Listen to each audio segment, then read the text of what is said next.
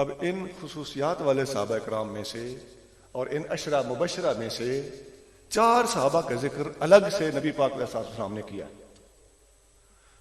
نبی کریم رؤوف رحیم صلی اللہ علیہ وآلہ وسلم فرماتے ہیں ان اللہ اختار اصحابی سوى النبیین والمرسلین.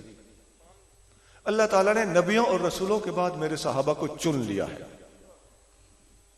واختار علی منہم اربعۃ، اور میرے لیے 4 کو چنا ہے. یہ لفظ اربع ہے، حدیث کے اندر ہے. یہ ریاض النظرہ میں اور بہت سی دوسری کتابوں میں سند حسن کے ساتھ حدیث موجود ہے. تو 4 کو میرے لیے چنا ہے. ابا بکر و عمر و عثمان و علی، چاروں نام آ گئے. ہم خیر اصحابی، یہ چاروں میرے صحابہ میں سے افضل ہیں. وفی اصحابی کلہم خیر، ویسے میرے سارے صحابیوں کے اندر بھلائی ہی بھلائی ہے، سب اچھے ہیں، لیکن 4 کو چنا ہوا ہے. اب یہ 4 کا عدد حضور نے بولا اور 4 کے نام لے کر بھی نبی کریم رؤوف رحیم صلی اللہ علیہ وسلم نے ارشاد فرمائے. اور ان میں نہ 3 گنے نہ 5 گنے، کتنے گنے؟ 4. اس لیے ہم نعرہ لگاتے ہیں نعرہ تحقیق حق 4 یار.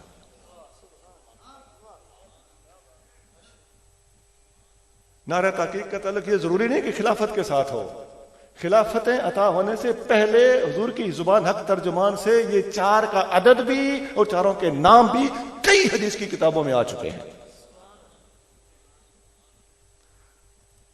ایک حدیث جامع ترمذی میں ہے، نبی کریم صلی اللہ علیہ وسلم نے فرمایا رحم اللہ ابا بکر، اللہ تعالیٰ ابو بکر پہ رحمت کرے.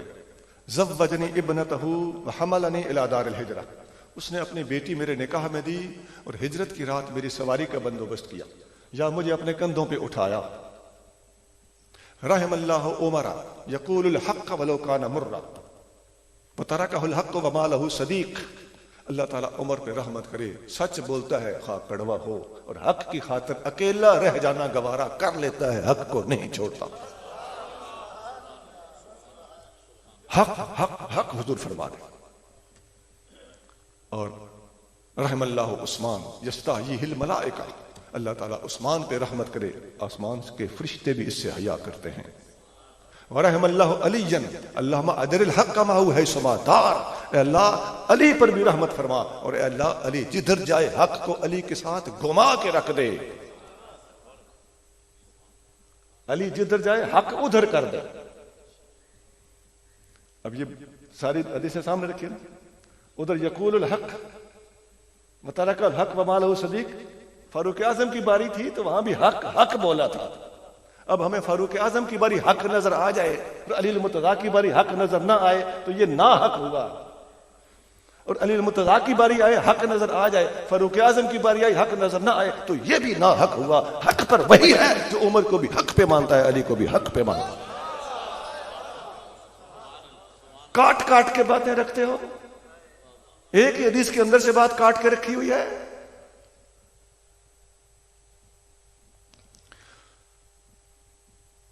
یہاں حدیث مکمل، اس سے آگے کسی 5ویں ہستی کا نام نہیں لیا، نہ 3 کا نام لیا ہے. ٹوٹل کتنے گنے؟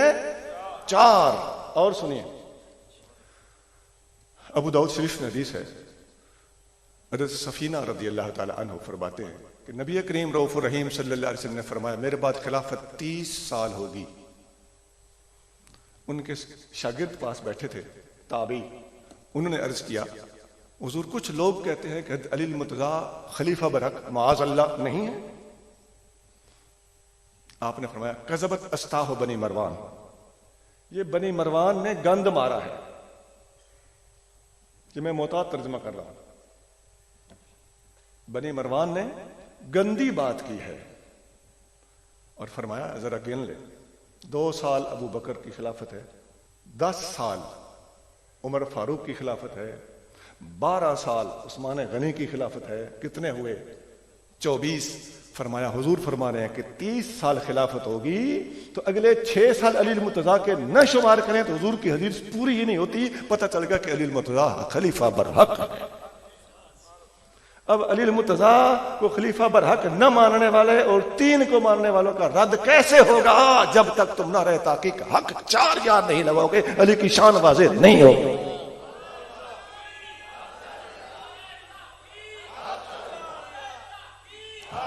اللہ کی عظمت کی قسم، نعرہ تحقیق خارجیوں کے خلاف لگایا گیا تھا اور لگایا جاتا ہے، جو تین کو حق مانتے ہیں چوتھے کو حق نہیں مانتے۔ ابو داؤد کی حدیث بار بار پڑھنا، حدیث نمبر 4646 ہے، سوکھا نمبر ہے 4646 ابو داؤد۔ اب اس میں کتنی ہستیاں گنیں گئی؟ 4۔ اس میں نہ 5ویں کا ذکر ہے نہ 3 کا ذکر ہے۔ اب کوئی سوچتا رہے، پریشان ہوتا رہے، پریشان کرتا رہے، میں نے حدیث دکھا دی کہ حدیث میں 4 کا عدد موجود ہے۔ اچھا، بہت حدیثیں سنا چکا، اور سنیں۔ سیدنا علی المرتضیٰ رضی اللہ تعالیٰ عنہ کے صاحبزادے حضرت محمد بن حنفیہ، صحیح بخاری میں حدیث، حضرت محمد بن حنفیہ فرماتے ہیں کہ میں نے اپنے والد گرامی سے پوچھا، مولا مرتضیٰ کریم رضی اللہ تعالیٰ عنہ سے پوچھا، حضور اس امت میں سب سے افضل کون ہے؟ پہلے 4 کا ذکر تھا نا، اب 4 کا ذکر بھی سن لو اور افضل اور مفضول کا تذکرہ بھی سن لو۔ سب سے افضل کون ہے؟ فرمایا ابو بکر، ان کے بعد فرمایا عمر۔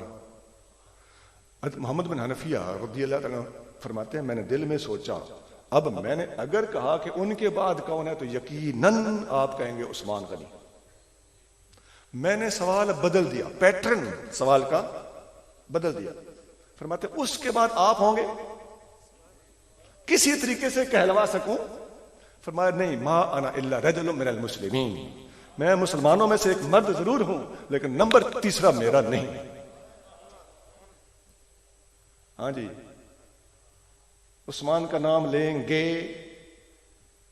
اب یہ ٹوٹل ہستیاں گن لو، اس حدیث میں کتنی بیان ہوئی ہیں؟ 4، نہ 3 اور نہ 5، اور افضلیت کی ترتیب بھی بیان ہوگی۔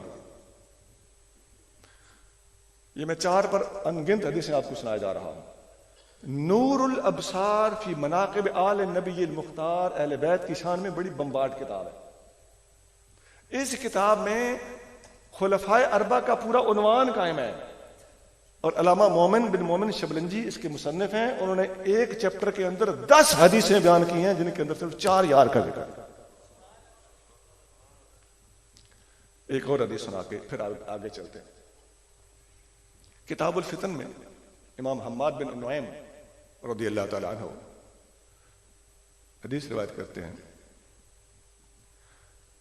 کہ ایک دفعہ ایک اعرابی صحابی نبی کریم صلی اللہ علیہ وسلم کے پاس حاضر ہو کر اونٹ کا سودا کرتے، اور حضور صلی اللہ علیہ وسلم نے پیسے دوبارہ کبھی آ کے لینے کا وعدہ فرمایا۔ وہ باہر نکلے، سیدنا علی المرتضیٰ رضی اللہ تعالیٰ عنہ آگے تشریف فرما تھے، ملاقات ہوگی۔ آپ نے پوچھا حضور نے وعدہ کیا کہ پیسے بعد میں دوں گا؟ فرمایا، عرض کیا جی حضور۔